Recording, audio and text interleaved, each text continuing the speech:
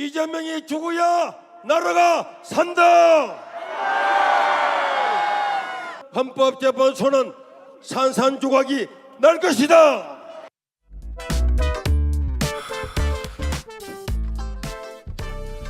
자, 디모델 목사님 모셨습니다. 예, 안녕하십니까. 예. 오랜만에 다시 뵙겠습니다. 조미든 목사님 모셨습니다. 네, 안녕하십니까. 오랜만에 뵙습니다. 평화나무 기독교 회복센터 소장님이시고, 예. 바른미디어 대표시고, 네. 예, 목사님이시기도 하고.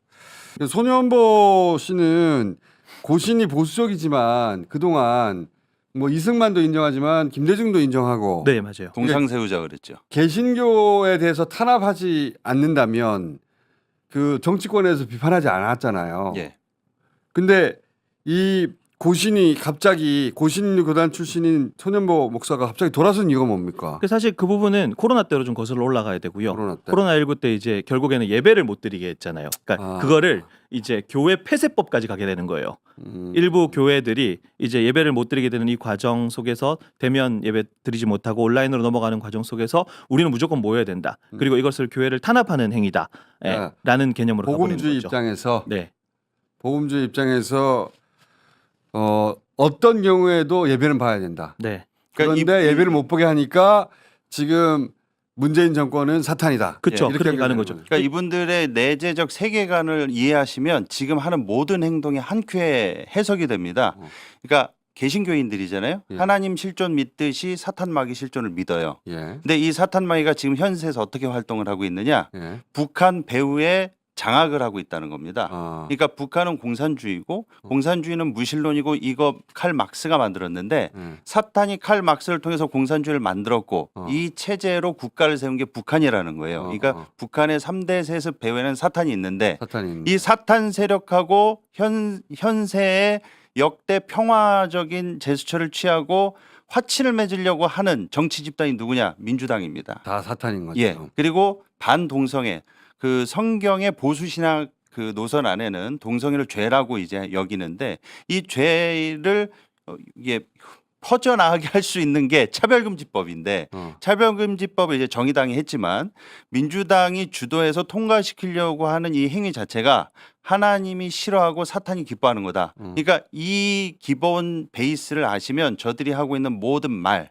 행동, 태도 이게 쉽게 해석이 될 수 있어요. 여기서 조금만 첨언을 하면 그러니까 한국 전쟁을 거치면서 반공주의 색채가 되게 강해졌고 그다음 박정희 전두환 시절 때 국가 이념 자체가 반공이지 않습니까? 그러니까 일부 단체들 같은 경우 반공을 넘어 승공으로 이런 표현들을 사용했었거든요. 승공. 예. 그러다 보니까 보수 개신교회에서는 공산주의는 신앙의 자유를 잃어버리게 되는 거고 신앙의 자유를 잃어버리니까 이제 더 이상 교회가 실존할 수 없게 되는 거고. 그런데 네. 개신교의 목사님들 중에 예를 들어서 그 코로나 때 예배를 못하는 거에 대해서 불만 있는 분도 있었겠지만 예. 또 한편으로는 지금은 해서는 안 된다고 하는 분들도 있었을 거 아닙니까? 그러니까 네네.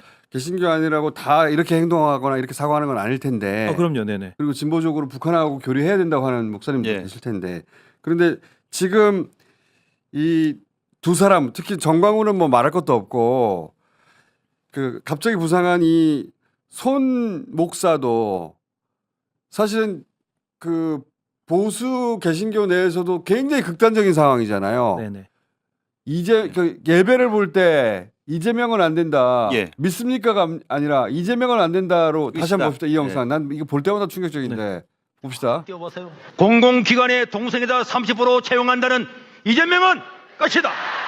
지지율 저는 28%. 지금 예배 때 할 수 있는 얘기가 아니잖아요. 그렇죠. 내란죄라고 네. 믿습니까? 아멘 이렇게 가야 되는 건데 이재명은 끝이다. 끝이다. 아멘 대신에 이재명은 끝이다. 이거는 선을 넘어서 한참 넘은 거 아닌가? 저도 어릴 때 교회 다녀와서 아는데 네. 사실 이거는 예배라고 보기엔 좀 어렵고. 그건 예배가 아니잖아요. 네, 정치 선동이라고 봐야 되고 뭐 저기에 이제 어린아이들까지 다 있으니까. 저렇게 많은 사람들이 그럼요. 네. 이걸 보고 그 다른 목사님들이 충격을 받거나 이건 아니다라고 하진 않아요? 제 주변에도 고신 소속 목사님들 많거든요. 네. 고신 안에서 손현보 씨 징계해야 된다라고 하는 목소리를 지금 내고 있고 요게 아마 조금 진행이 어떻게 될지 좀 지켜봐야 되는데 실제로 고신 안에서도 지금 징계해야 된다는 목소리가 되게 높아지고 있는 그런 상황이긴 해요. 저게 모든 개신교의 대표가 될 수도 없고, 예, 그렇죠. 그래서도 안 되고 그런 모습도 아니라고 말씀을 드리고 싶은데, 다만 이제 새가 워낙 크고 많이 모이고 목소리를 내니까 좀 그렇게 보이는 거죠. 네. 예. 아니 저 정도 되면은 교인들도 이상하게 느껴지지 않을까? 아닌가? 그러니까 본인도 저희가 이제 손윤보 씨랑 정광훈 씨를 매주 모니터링을 하거든요. 예. 근데 본인이 저런 식으로 해서 내부에서 좀 반발이 있었다고 본인도 이야기를 합니다. 예. 근데 워낙 한국교회 구조상 대형교회 목사가 뭐 하자 하면은 반대하거나 이제 그럴 수 있는 분위기가 아니기 아니 때문에 그 대놓고 저도 저러는 거죠. 그러니까 우리 기독교 제가 어릴 때부터 고등학교 때까지는 교회를 다녔는데 예. 제가 이제 사탄이거든요 저희 집에. 아 탕자지 탕자. 돌아올 탕자 아직 안 돌아온. 예. 예. 그 용어로는 돌아올 탕자인데 그래서 그 논리 구조에 익숙한 편인데 근데 손현묘 씨가 저렇게 하는 것은 개신교하고 아무 상관도 없고 듣도 보도 못한 행위거든요. 근데 본인들은 아까도 말씀드렸듯이 원래 이 반동성애 반공 여기다 반이슬람이었습니다. 이게 몇 해 전부터 한국교회가 이제 내부적으로 슬로건을 만들어서 이거 세 가지 반대를 하고 있었거든요. 근데 이 반이슬람이 최근에 반중으로 바뀐 거예요. 반중으로 바뀌었죠 예. 갑자기. 이게 저 내용들을 딱 보시면 기저가 예. 전부 다 반동성애 그리고 반공 그리고 문재인 정부가 이제 코로나 방역으로 인해서 예배를 못 드리게 막았잖아요. 네. 근데 이분들은 사고 체계가 그 배후에 사탄이 역사에서 예배를 못 드리게 막았다라고 생각하고 있는 세계관을 갖고 있기 때문에 이건 무조건 반공은 사탄. 그러니까 신앙의 자유를 박탈하는 것. 그러니 이재명이 되면 안 되는 이유가 뭐냐면 이재명이 되면 이제 공산주의가 될 거고 이러면 신앙의 자유를 문재인 잃어버리고. 공산주의 안 네. 됐다는 거 안 된 거 봤잖아요. 자기네들이 사수해서 안 됐다고 생각합니다. 그러니까 애국운동이잖아요. 애국운동. 네. 문재인은 북한에 우리를 넘기려고 그랬는데 네. 본인들이 사수해가지고 남한이 공산주의가 안 됐다는 거예요? 고려연방제를 통해서 이렇게 하려고 했는데 이제 그거를 이제 자기네들이 정광훈 특히 우리가 막았다는 거죠. 그러니까 그 사람들이 쓰는 표현도 되게 전투적이거든요. 예를 들면 순국 열사된가 결사된가 뭐 이런 식으로. 네. 자기들이 하는 행위는 이게 교회에서 하는 게 정치 행위라고 인식하는 게 아니라 애국 행위이고 자기들의 신앙을 사수하기 위한 행위예요. 그러니까 이게 굉장히 폭력적으로 변질될 수도 있다라고. 왜냐하면 신앙인한테 신앙을 지키는 게 제일 중요한 건데 그럼 이걸 지키기 위해서는 뭐라도 할 수 있게 되는. 그러니까 되게 위험한 상황이라고. 정치와 네. 종교가 만났을 때 역사적으로 사람들이 죽는데. 예, 그래서 저 사람들 맨날 얘기하는 게 궁극적 목표가 기독교 국가 만드는 거거든요. 기독교. 크리스텐덤이죠. 크리스텐덤. 기독교 국가 만들자고 운운하거나 주장하는 모든 목사들은 신학교 때 중세교회사 시간에 쳐졸고 있었다. 저는 그렇게 절고 알고 있습니다. 딴 생각하거나 졸았기 때문에 저딴 말을 하는 겁니다. 우리 십자군 전쟁서부터 기독교 국가 추구했을 때 얼마나 신구교 800만이 학살당했어요. 이런 역사적 사실을 모를 리가 없는데 저렇게 대놓고 기독교 국가 만든다? 이거는 이제 정신 나간 소리다. 전지적 교회 시점이죠. 예. 네.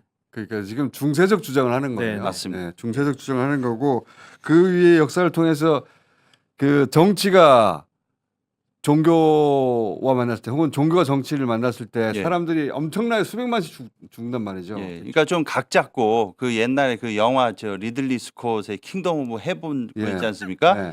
전부 다 좀 몰아놓고 그걸 각 잡고 좀 잘 봐라. 그런 예. 생각을 하는 거예요 머릿속에서. 예, 이거 그러니까 내가 그거- 예루살렘을 지키고 예. 있다. 그렇죠. 이렇게. 예, 예. 그러니까 그걸 보면은 다종교를 인정하는 게 얼마나 평화적으로 지낼 수 있는지를 한번 이렇게 성찰해주게 하거든요. 예. 자, 근데 이거는 이제 종교 바깥에 있는 사람들은 종교의 영역이라 네. 뭐 어떻게 하기가 굉장히 어려워요. 신앙의 자유를 해친다고 말할 수도 있고 그리고 신앙의 힘으로 또 이 버티니까 논리가 통하지도 않잖아요. 이거는 종교 내에서 같은 개신교 내에서 이 문제를 해결해야 하는데 그런 움직임이 잘 안 보인다는 거죠. 근데 이게 일단 구조를 먼저 설명드리면 구조적으로 뭔가를 해결할 수 있는 부분은 아니에요. 왜냐하면 정광훈 씨 같은 경우는 아까 말씀드린 것처럼 자기가 교단을 만들었단 말이죠. 그러니까 이 사람을 치리할 수 있는 권한이 없어요. 가톨릭하고 개념 자체가 다른 거죠. 그럼 어떻게 해야 됩니까? 그래서 저희가 네. 저희 평화나무 기독교회복센터에서 정광훈 씨를 29번 고발하고 5번 기소돼서 재판이 있고 이런 무리들은 백날 첫날 입으로 비판하고 규탄해봤자 꼼짝도 안 합니다. 의미가 없죠. 현실적으로 형사 처벌할 수 있는 불법이 발견되면 고소 고발을 계속해서 법적 제재를 가해야 된다. 그것이 하나의 방법이고. 네, 구조적으로 할 수 있는 방법은 없습니다. 없습니다. 네. 예를 들어서 만약에 고신에서 지금 손현보 씨를 징계하자라고 했을 때 징계하기 전에 본인이 교단을 탈퇴하여 새로 만들어 버리면 사실상 뭔가를 이제 제재를 가할 수 있는 방법이 없는 거죠. 자, 네. 두 분의 목사님 저희가 일주일에 한 번씩 모시고 당분간 요 얘기 좀 나눠봐야 되겠어요. 시리즈로. 왜냐하면은 지금 아직 거기까지 진도는 안 나갔는데 다음 시간에는 두 사람을 그럼 왜 헤어졌는가? 교리의 문제인가 또는 뭐 주도권의 문제인가 혹은 경제적 문제인가 여러 가지 복합적인가 거기부터 시작해가지고 다시 만난다는 얘기도 있고 네. 왜 정치인들은 이쪽에다 절로 갔는지도 있고 뭐 다 사연이 있을 거 아닙니까? 그렇죠. 내부 논리가 있고 네네네. 그리고 지난 주말에 저희가 그 버스 전국에서 올라온 버스를 탄 분들 제보를 많이 받았는데 거기서 그렇게 약을 판대요. 예.